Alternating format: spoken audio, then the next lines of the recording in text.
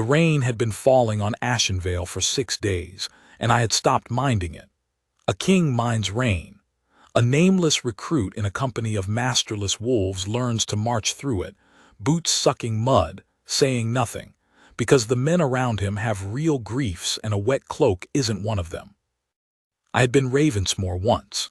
The name still sat in my chest like a coal I daren't breathe on. 3 years since my Uncle Caelan's men rode into my father's hall at midwinter and burned it to its stones, and called the burning a mercy. A weak line ended cleanly. He told the border lords, rather than left to rot the kingdom slow. I was 17 the night I went out the postern gate in a groom's coat with my father's steward's hand clamped over my mouth so I wouldn't cry out and be heard. I watched the hall's roof fall in from the tree line above Ravensmore, and I have not stopped watching it fall, some nights, in the backs of my eyes. 3 years of swallowing my own hum, the low wolf song that runs under the ribs of any true-blooded alpha, the thing that in a great hall would have announced me before I opened my mouth.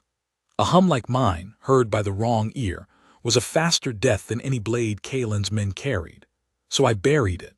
I learned to walk like a man with nothing under his skin worth listening for, and I found the Ashbound the way most of the Ashbound find each other, half-starved, ownerless and past caring whose company would have me.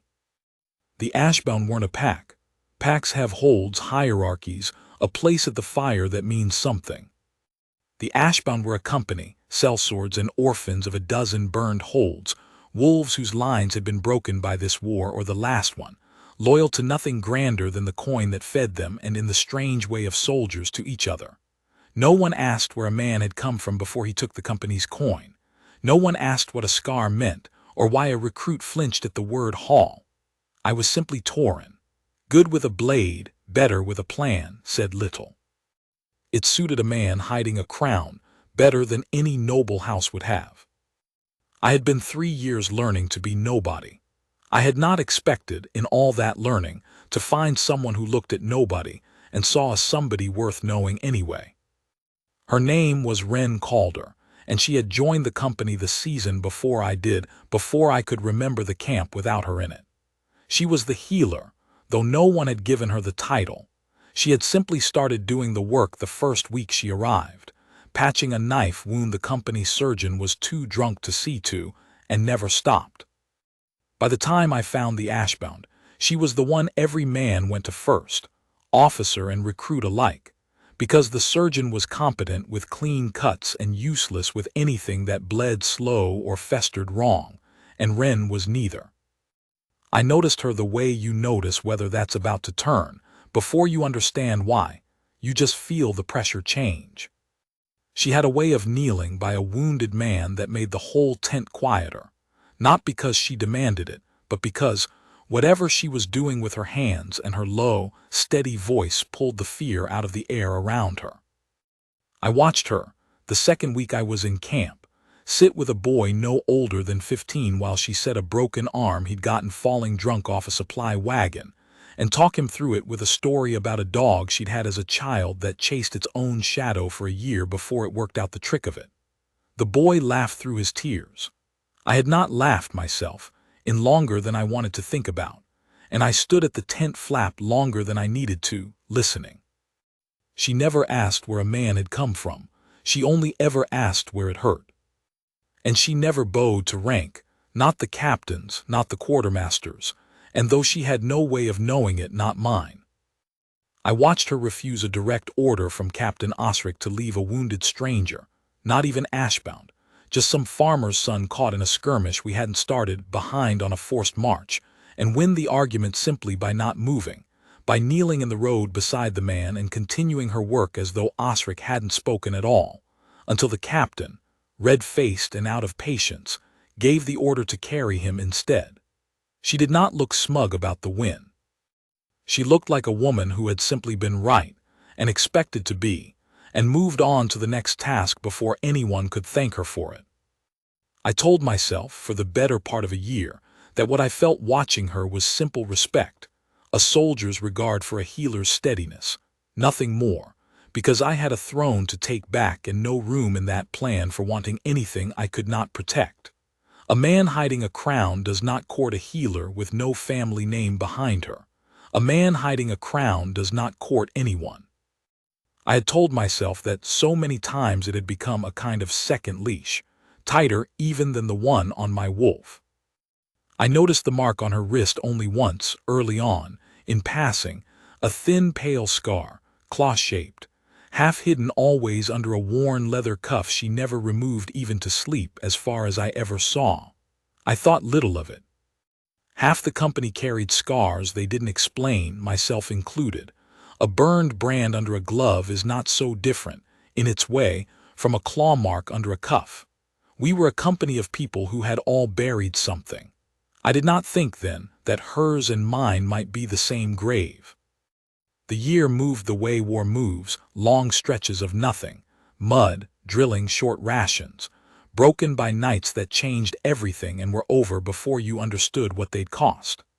I fought when the company fought, held my wolf on its leash even in the thick of skirmishes when every other true blood in the company let theirs loose, because a hum as strong as mine, unleashed even in battle noise, might carry further than I could afford.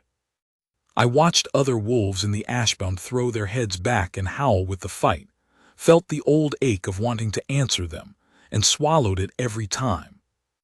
Hallie's noticed that before anyone else did, though she said nothing for a long while. Hallie's ran the company's supply lines, an old wolf who had outlived 3 holds in this war and buried a husband and 2 sons doing it, with a tongue sharp enough to skin a green recruit at 50 paces and a memory. I would learn, far longer and far sharper than her tongue. She watched me the way old soldiers watch anyone who holds themselves too carefully, and more than once I caught her studying me across a cookfire, with an expression I couldn't read and didn't like being read by. "You fight like a man saving something," she said to me once, months before the ambush apropos of nothing while I cleaned a blade by firelight. "Most men in a scrap are spending everything they've got. You're not. You're holding something back even when you're bleeding." She didn't wait for an answer. She never did. But I noticed after that she watched me more, not less. It was a hard year for the company. Kalen's border patrols had grown bolder as his hold on the Ravensmoor line tightened, testing the Duskmere border where the Ashbound most often camped, probing for weakness in the free companies that hadn't yet sworn to him. We lost good people that year, a quartermaster's apprentice to a fever no one caught in time, 2 scouts to a patrol we should have seen coming. Wren sat up more nights than I could count, and more than once I found myself finding reasons to be near the healer's tent on those nights, telling myself I was simply checking on the wounded, when the truth was I had started to need to know she was still upright, still steady, still there. I never told her who I was. I told myself for a year that this was mercy, that a name like Ravensmoor was a weight I had no right to set on anyone, least of all a woman who had already buried a family of her own, though she never spoke of them and I never asked, the same unspoken rule that let me keep my own silence. We were, I understand now, 2 people who had agreed without a word between us never to ask the questions that mattered, because we were both afraid of what the answers would cost. The ambush came on the 7th night of that 6-day reign, the rain having decided, as rain does, to outlast anyone's patience, at the Duskmere line, where Kalen's patrols had grown bold enough to test the Ashbound's nerve directly for the first time. They came out of the tree line in a wave, torches doused, blades first in the old trick meant to catch a ragged company sleeping soft in bad weather. It nearly worked. I heard the first scream before I heard the horns, one of the perimeter watch, a boy called Fenn who I'd taught to knife fight badly and honestly over the winter, and I was moving before I'd finished waking, blade already in hand, boots half-laced, the leash on my own wolf already beginning to fray with the speed of it. The camp came apart into the particular chaos of a night attack, men shouting orders that contradicted each other, the wet canvas smell of tents catching fire in the rain, the confusion of not knowing, in the dark, which shape moving toward you was friend or enemy until it was close enough to matter. I fought the way I had trained myself to fight, leash held tight even as men died around me, even as I heard Osric's voice go down somewhere to my left in a way that told me the wound was bad. And then I heard, 30 paces off, near the healer's tent that should have been the safest ground in the whole camp, a sound that stopped being a soldier's calculation and became something else entirely. Wren's voice, sharp with fear for the first time I had ever heard it, calling a name that wasn't mine but was close enough in the dark and the noise that my whole body turned toward it before my mind caught up. I do not remember deciding to let the leash go. I remember only that I was moving toward her tent through men and mud and firelight with something coming up through me that I had kept down for 3 years, and that it did not feel, in that moment, like a choice I was making so much as a door that had simply stopped being able to hold shut. The hum came up through me like something long asleep, finally remembering its own name. I did not throw my head back and howl it the way the other true bloods in the company did. I still had that much left of the leash, that much caution, but it came up low and real and true for the first time in 3 years. A king's hum moving through the wet ground the way a king's hum is built to move, and I felt it reach every wolf near me whether they understood what they were feeling or not. The Ashbound held. Every exhausted, outnumbered soul among them held that line at the healer's tent like they had been born to it, and I have thought since that it was not my blade that turned that fight, though I fought as hard as any man there.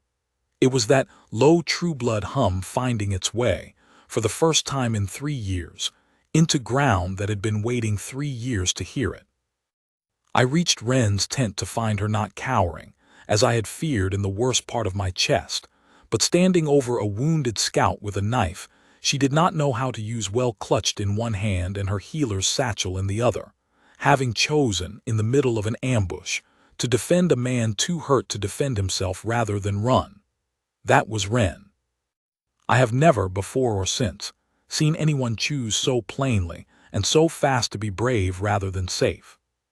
The attacker who'd found her tent went down under my blade before I fully understood I'd crossed the ground between us, and in the moment after, with the fighting still roaring elsewhere in the camp and the rain hammering the canvas around us, Wren looked up at me with an expression I had never seen on her before, not fear exactly, though there was fear in it, but a kind of stunned recognition, as though something in her had just been struck like a bell and was still ringing. She told me after, much after, when there was finally time to tell anything properly, that it hadn't hurt, that it had felt like a door in her own chest opening onto a room she hadn't known was there. She looked down, in that moment in the rain, at her own wrist, where the old claw-shaped scar under her cuff had begun to glow the pale gold of banked coals through the leather, and she had known, without being able to say how, that whatever had just answered inside her had come from somewhere very close and very familiar, and standing directly in front of her holding a bloodied blade. Neither of us understood in that moment what had happened. We only knew that something had passed between us that had nothing to do with the fight still going on around us, and that neither of us could look away from it. We broke the ambush before dawn, though it cost us. I lost 4 of the Ashbound that night, Finn among them, the boy whose knife work I'd corrected all winter, found at his post with an arrow he'd never seen coming. I would grieve him properly later. That night there was no room for it, only the work of pulling a company back together in the gray hour after an attack, counting the living, tending the wounded, and trying to understand what had happened to the ground itself when my hum went out over it. I would have lost the company entire, I believe now, if that hum hadn't held. Something in every true-blooded Ashbound wolf had recognized, bone deep and before their minds caught up to the reason, a call worth standing for, and they had stood, exhausted and outnumbered, in a way I do not think they would have without it. It was Hallie's who caught up to the reason fastest, though it nearly cost her the little strength she had left to do it. Hallie's had taken a wound herself 2 weeks before the ambush, a gash along her leg from a border skirmish that hadn't healed clean, though we all knew it and no one said it aloud, least of all Hallie's, who ran her supply lines from a cot with the same sharp tongue she'd always used and refused every suggestion that she rest. She had refused, too, to let Wren take the leg to save the rest of her, saying, with the particular stubbornness of a woman who had already buried a husband and 2 sons, and had decided what was left of her own life was hers to spend as she pleased, that she would rather go out whole than live diminished. That gray morning after the ambush, with the rain finally breaking and the camp still smoking in places, Hallie sent word she wanted to see me and Wren both, together, before either of us had properly slept. I found her propped up in her tent looking like a woman who had aged a decade in a single night and did not care, because whatever she had pieced together in the hours since the fighting stopped had put a fierce, unsteady light in her eyes that had nothing to do with fever. "You," she said to me, and there was something in her voice I had not heard from her before, not the sharp command I was used to, but something closer to recognition, or perhaps to relief. "Take off your glove." I did not wear gloves for warmth, and Hallie's, I understood in that moment, had known it for some time. I wore them so that no one would see the brand scar across my knuckles, the royal seal of Ravensmore, burned into every true heir's hand at 13 years old in the old ceremony. My father had insisted on keeping despite his own father calling it barbaric. That my uncle's men, in their haste to be done with the burning, had never managed to cut away along with everything else that night. I could have refused her.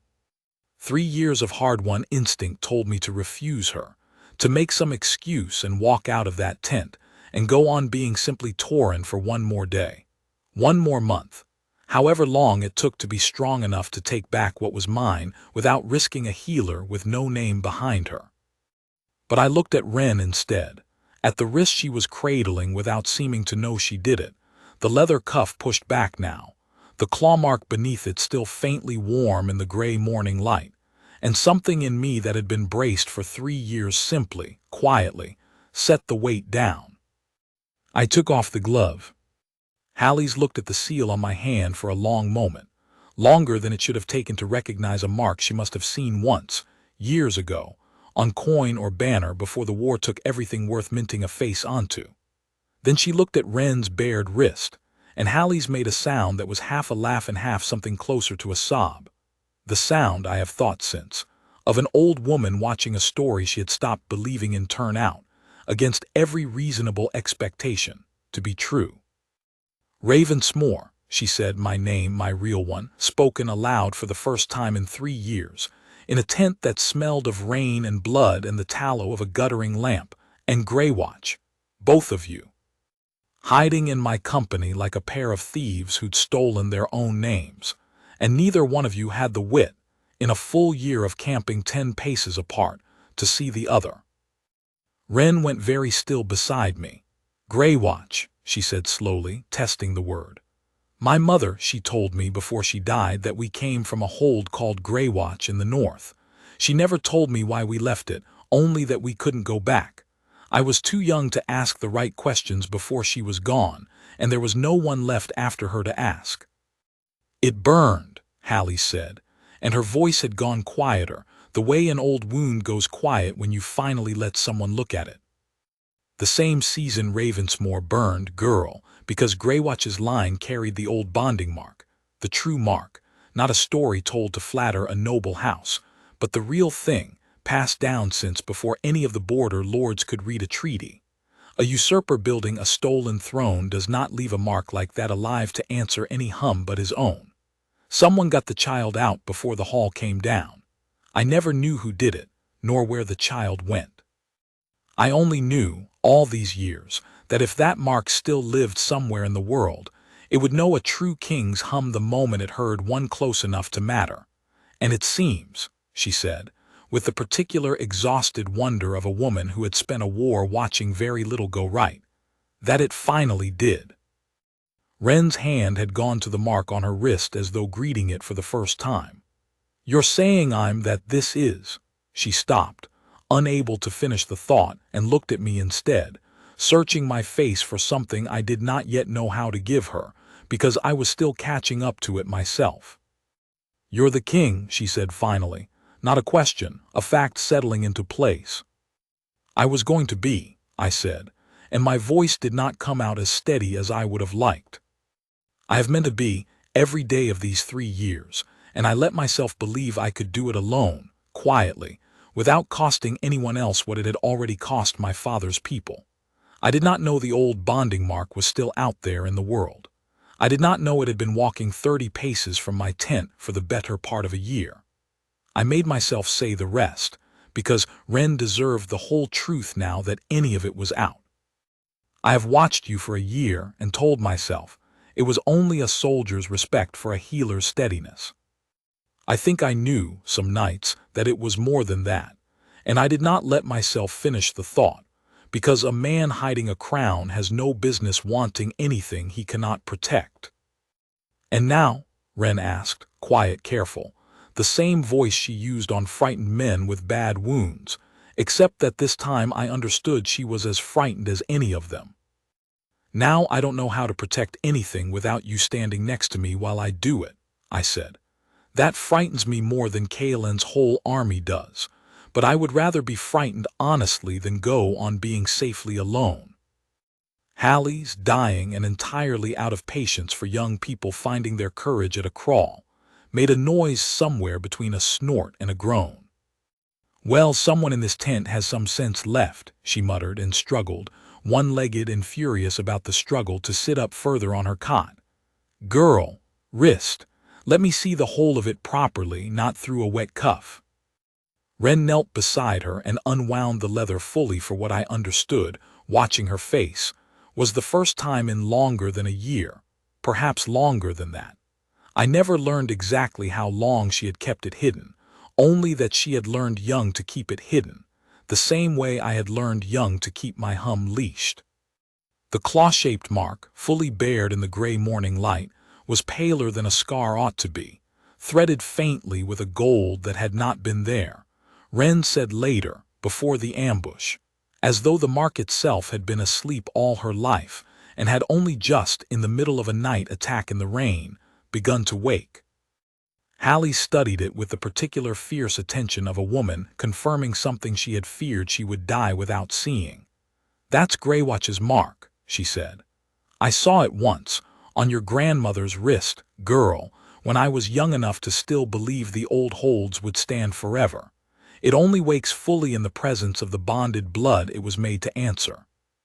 It's been asleep your whole life, because there was no true king's hum close enough to call it. Until a fool boy joined my company 3 years ago and spent 3 years teaching himself not to be found. I could hear, even through the canvas of Hallie's tent, that the camp outside had begun to stir with more than the usual gray morning business of counting the dead and tending the wounded.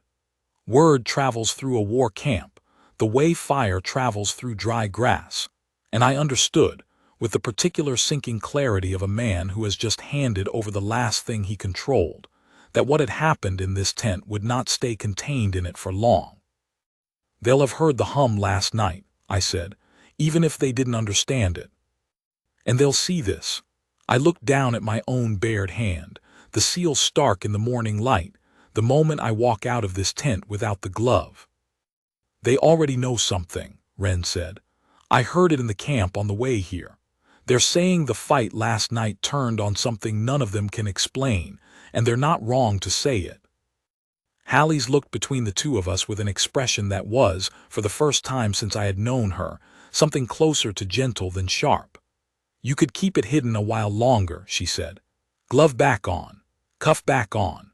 Go on being simply Torin and simply Ren until you've built whatever strength you think you need to make this claim properly, with an army instead of a rumor. Would you? I asked her. If it were you. Hallie's was quiet a long moment, looking at the leg she had refused to let Ren take, at the cot she would likely not leave again, at whatever calculation an old woman makes when she understands her own time has grown short and has decided, against every hard lesson this war has taught her, to spend what's left of it on hope instead of caution. No, she said finally. I've buried too many people waiting for the right moment that never came. If the mark's woken and the hum's out, the company already knows something true happened last night, whether or not you dress it back up in silence this morning. Better they hear it plain from you than piece it together wrong from rumor and start doubting the very thing that held the line for them. I looked at Wren. She looked back at me, her wrist still bare, the gold in the old scar settling now to a steady low warmth instead of the flare it had shown in the ambush. And I understood that whatever I did next, in the next hour, in the years after it, I was not doing any of it alone anymore, and that I did not want to. I walked out of Hallie's tent into the gray, rain-cleared morning with my gloves still off, the old brand seal bare on my knuckles for the first time in 3 years, and I let the Ashbounds see it. They didn't kneel, not at first, and I would not have trusted it if they had. A company like the Ashbound does not kneel easily to a stranger's blood, no matter whose seal it carries. They had all, every one of them, learned the hard way what noble names were worth when the burning started. But they gathered, wet and grim and plainly curious, drawn by the same rumor fire that had carried word of the tent ahead of me, and I understood I had one chance to tell them the truth plainly or lose whatever trust a year of shared mud and shared grief had built. I told them the truth the way Wren had taught me without meaning to, not with a king's flourish, which I had not used in 3 years and was not certain I still remembered how to use, but with a healer's plain honesty about where it hurt. I told them my Uncle Kalen had ridden into my father's hall at midwinter and burned it, and called the burning a mercy. I told them I had gone out a postern gate at 17 in a groom's coat and watched the roof fall from the tree line, and that I had buried my own name and my own hum for 3 years because a hunted wolf needs a company that doesn't ask questions, and theirs never had. I told them I meant to take back what was stolen, not only Ravensmoor, but Greywatch too. A second hold burned the same season for the crime of carrying a bonding mark my uncle's throne could not survive alive, and that I could not do either as one nameless recruit hiding in their ranks. I told them, and this was the part that cost me the most to say plainly, that I was asking, not commanding, because they had bled for a name they didn't know for a year, and I owed them the truth before I asked for anything more of them. "I'm not asking you to kneel," I said, and my voice carried further in the wet morning air than I expected it to. "You've held a line for me for a year without knowing my name, and 4 of you died holding it last night before you knew what you were dying for. I'm asking you to march for me now, knowing it, as a company that chose me with open eyes, not as subjects who never had the choosing." There was a long, uncertain quiet after that, the particular quiet of hard, tired people deciding whether a man's plain words are worth trusting after everything the world has taught them about noble promises. It was Hallie's, carried out to the tent's mouth on a litter 2 of her supply hands had rigged without being asked, too stubborn to die before she'd seen how this went, who broke it. She struggled, awkward and furious about the awkwardness, to get herself down off the litter and onto one knee in the mud, one-legged, unsteady, waving off every hand that tried to help her. "Well," she snapped, loud enough for the whole gathered company to hear, "someone has to start it properly, and none of the rest of you have the sense God gave a turnip." And she knelt, in the mud, in front of a company that had followed her authority on supply lines for 3 years and had never once seen her bend for anyone. One by one, the Ashbound followed her down into the wet ground, not all at once, not easily, but genuinely, in the way soldiers commit to a thing only after they've decided in their own private reckoning that it's worth the commitment. Osric, wounded from the night before, was helped down by 2 of his own men, and knelt with his jaw set against the pain of it. The boy whose broken arm Wren had set a year before knelt without hesitation, the fastest of any of them, and I understood he had made up his mind about me long before this morning. Even the newest recruits, who had no history with either Torrin the recruit or Torrin Ravensmoor, knelt because the company around them did, and because a hum that had held a line the night before is not a thing easily doubted by anyone who felt it. Wren did not kneel. She came and stood at my side instead, her wrist still bare. The claw mark settled now to its steady low gold, and she looked out at the kneeling company the way she had looked at every wounded stranger who had ever come under her hands, like a woman who meant to see a hard thing through to its end, whatever it cost her. "I'm not a queen," she said, quiet enough that it was meant only for me, though I suspect half the front rank heard it anyway in the still morning air. "I've spent my whole life not knowing what I was. I don't know how to be what that mark says I am." "Neither was I a king, 3 years of these mornings," I said. "I was a man in a healer's debt who didn't have the courage to ask if she felt what he felt, even after a year of finding reasons to be near her tent at night. I'd rather learn to be both a king, and whatever it is you need me to be to you, with you beside me, than go on being neither alone for one more year." She smiled then, the first wholly unguarded thing I had seen from her in a year of watching her keep everyone else steady while asking nothing for herself. "Then we'd better learn quickly," she said. "Greywatch won't take itself back, and neither, from the sound of your uncle's border patrols, will Ravensmoor." She was not wrong, and what followed was not the quick work of a single triumphant morning, however much I might have wished it.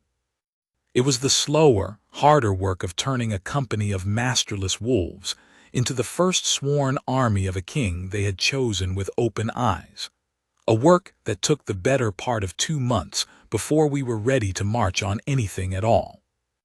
Hallie's lived longer than any of us expected, through those 2 months long enough. She told me once, dry as ever despite the fever that never fully left her, to see whether the fool boy and the lost girl she'd shamed into kneeling would make good on what they'd promised the mud that morning. She ran what remained of her supply lines from her cot with undiminished sharpness, badgering quartermasters and scouts alike into readiness. And it was Hallie's, more than any general I might have hired with Ravensmoor coin I no longer had, who taught me how to turn a company's loyalty into an army's discipline, without breaking the thing that had made them worth following in the first place. Wren spent those 2 months doing what she had always done, tending the wounded, steadying the frightened, refusing to let rank excuse cruelty in the ranks, except that now she did it as the acknowledged blood of Greywatch, and I watched her grow, slowly, and without ever losing the plain honesty that had first stopped me at her tent flap a year before, into someone the company looked to for more than binding wounds. She had a gift, I came to understand, that had nothing to do with the mark on her wrist and everything to do with who she had always been. She made frightened people brave simply by expecting them to be, the same way she had made a 15-year-old boy laugh through a broken arm on her second week in camp. We did not rush what had woken between us in that ambush, either, though every day made the waiting harder. There was too much at stake, too many lives now bound up in what we were building, for either of us to spend the company's trust on our own private wanting before we'd earned the right to it. But I found, in those 2 months, that I no longer needed to invent reasons to be near her tent at night. I simply was, most evenings, and she no longer pretended she didn't notice, and there was a kind of courtship in that plain, unhurried honesty that I would not have traded for any grander thing a king's title might once have afforded me. We marched on Greywatch first, a smaller hold than Ravensmoor, less heavily garrisoned by Kaelin's men, and Wren's by blood in a way that made it, we agreed without much debate, the right place to prove what the Ashbound had become before we risked the larger, harder claim. The garrison Kaelin had left there was thin and poorly supplied, more interested, we learned from a scout, in extracting what tribute they could from the surrounding farms than in holding a hold nobody important seemed to want any more. They did not expect an army. They especially did not expect an army led by a healer's daughter, whose blood the mark on her wrist announced before she'd said a word, walking beside a king whose hum, unleashed fully now for the first time in 3 years, moved ahead of our column like weather. The taking of Greywatch cost less blood than I feared, and more than I would have liked, 3 of the Ashbound, in a short, sharp fight at the gatehouse that ended within the hour, once the garrison understood what they were facing and chose surrender over a slaughter they couldn't win. Wren walked the ruined hold afterward in a silence I did not interrupt, tracing walls that had been her mother's before the burning, and when she finally spoke, it was not the grand thing I half expected but a small one, that she remembered now, standing in the shell of a hall she'd been too young to properly remember leaving, a smell like the one her mother's shawl used to carry, and that it was, against every reasonable expectation, a comfort rather than a grief. We held Graywatch 2 weeks, long enough to raise it from a ruin toward something livable again, long enough for word to travel to Kaelin's court that the mark of the old bonding line had woken and marched with an army under a name he had believed safely burned 3 years past. I do not doubt he understood, faster than his own advisers, exactly what that meant for the throne he had built on my father's ashes. Ravensmoor itself was harder, as I had always known it would be, better garrisoned, better supplied, and defended by men who had more to lose in surrender than Graywatch's thin, tribute-hungry garrison ever had. The siege that followed was the hardest thing I have done, harder even than 3 years of burying my own name, and I will not pretend here that it was won cleanly or without cost the company still grieves. But it was won by an army that had chosen its king with open eyes rather than been born into serving him, by a hum that no longer had any reason to stay leashed, and in the last hard hour of it, by a healer's steady hands keeping alive enough wounded men that the company had the strength left to finish what it started. Kaelin did not survive the taking of his stolen hold, and I will say only that I found no triumph in it. Only the particular exhausted grief of a man who has finally set down a weight he carried so long he'd half forgotten what it felt like to stand without it. Hallie's did not live to see Ravensmoor's gates open to us. She died 3 days before the siege began, in her cot, with Wren's hand in one of hers and mine in the other, and her last clear words, delivered with the same dry impatience she'd used on every fool she'd ever outlived, were that she expected us to name something after her, a hall, a hound.